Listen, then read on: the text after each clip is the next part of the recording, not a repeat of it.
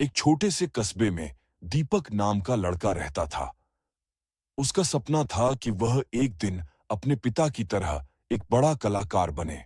उसके पिता मिट्टी से सुंदर मूर्तियां बनाते थे, लेकिन हाल ही में उनका काम बंद हो गया था। शहर में फैक्ट्रियों ने मशीनों से मूर्तियां बनानी शुरू कर दी थीं।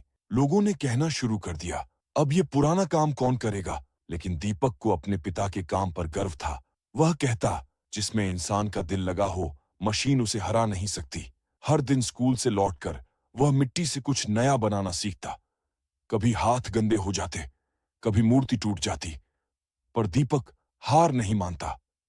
एक दिन स्कूल में एक कला प्रतियोगिता की घोषणा हुई। विषय था भारत की आत्मा। दीपक ने निश्चय किया कि वह एक ऐसी मूर्ति बनाएगा जो पूरे गांव का दिल जीत ले। उसने मिट्टी जुटाई, पानी मिलाया और दिन रात मेहनत करने लगा। कभी वह थक जाता तो अपने पिता की मुस्कान याद करता। जिस दिन मेहनत की मिट्टी में पसीना मिल जाता है, उस दिन सोना निकलता है, पिता कहते थे। 5 दिन बीते, उसकी मूर्ति का आकार बनने लगा। उसने एक किसान, एक मजदूर और एक सैनिक की आकृति बनाई, जो असली भारत की आत्मा थे। लेकिन प्रतियोगिता से एक दिन पहले भारी बारिश आ गई। उसकी सारी मूर्ति मिट्टी में मिल गई। दीपक टूट गया, आंसू निकल आए। पिता ने उसके कंधे पर हाथ रखा और कहा, बेटा, बारिश मिट्टी धोती है, लेकिन कलाकार नहीं धोती। ये शब्द दीपक के अंदर बिजली बनकर दौड़ गए।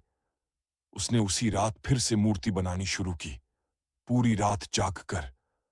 सुबह तक उसने अपने पूरे दिल से एक नई मूर्ति गढ़ दी। जब वह मूर्ति स्कूल ले गया, सब बच्चे दंग रह गए। मूर्ति में किसान के माथे पर पसीना, सैनिक की आंखों में जोश और मजदूर के हाथों में मेहनत झलक रही थी। निर्णायक मंडल ने उसकी मूर्ति को पहला पुरस्कार दिया। सबने ताली बजाई, लेकिन दीपक सिर्फ मुस्कुरा रहा था।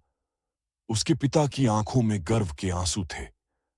उस दिन दीपक ने समझ लिया, मेहनत की मिट्टी से सपने सोने जैसे खिलते हैं।